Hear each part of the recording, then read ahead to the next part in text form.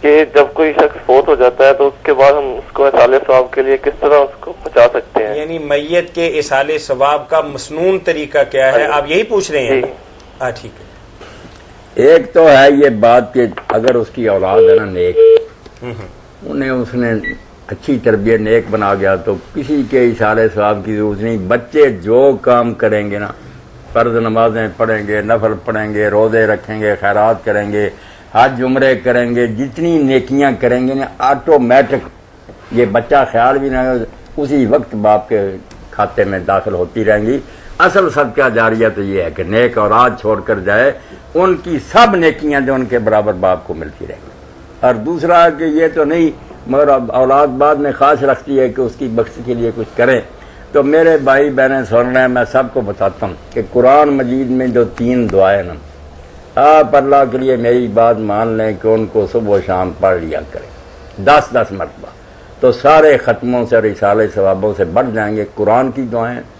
اور نہیں کرنا آپ نے تو پھر آپ کی مرضی کے لوگ آپ کو لوٹتے کھاتے رہیں اور بس بنے بھی کچھ نہ.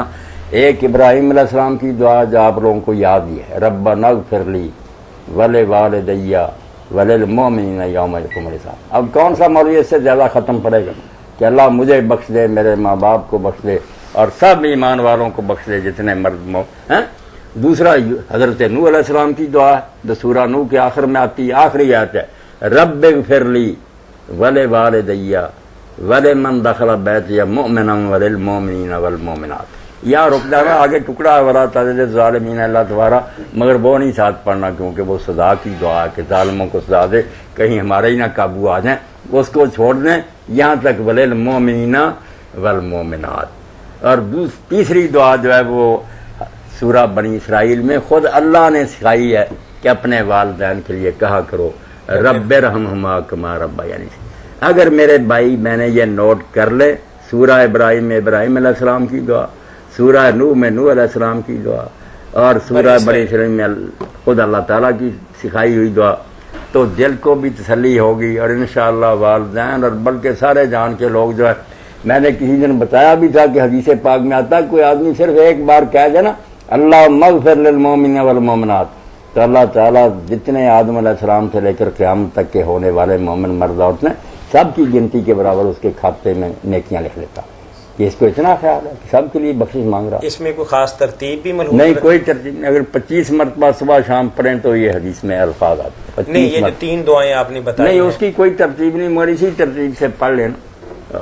کس ترتیب سے جیسے نازل ہوئی کچھ نیک لوگوں نے کہ چلو میں یہ نہیں کہتا کہ یہ حدیث میں ہے، مگر چونکہ نماز ہی ہے اس کو جس طرح چاہے پڑھ سکتا، تو یہ بھی ایک نماز اگر پڑھ لی جائے نا کہ دن کے کسی وقت یا رات 2 رکعتیں پڑھ لی جائیں.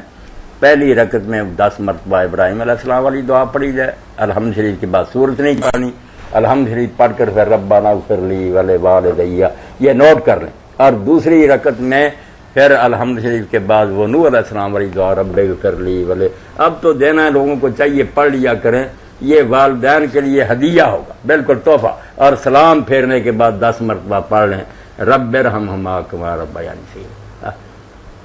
میں نماز تو شاید نہ ہی پڑھ سکتا ہوں مگر میں یہ دعائیں نہیں چھوڑی، اللہ کی توفیق سے صبح و شام یہ کرتا ہوں. جو چلے گئے لوگ ان کا ہمارے ذمہ بڑا حق ہے، ہمیں انہیں بھولنا نہیں چاہیے. نام نیک کو رفت کا ضائع مکن تاب ماند نام نیک برقرار. جو لوگ اچھے چلے گئے ایمان والے ان کا نام گم نہیں ہونا چاہیے. ہمارا بھی نام کوئی پھر لے گا، اگر ہم بلا دیں گے تو ہمیں بھی دنیا اسی طرح بھول جائے گی. تو یہ کرنا چاہیے کہ جو جا چکے نا ان کے لیے دعائیں کریں، قبرستان بھی جایا کریں.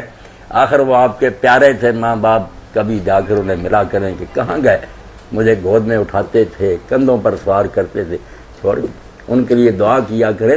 آپ کو بھی مرنا یاد آئے گا، ان کے لیے دعائیں مغفرت انہیں بھی فائدہ دے گی.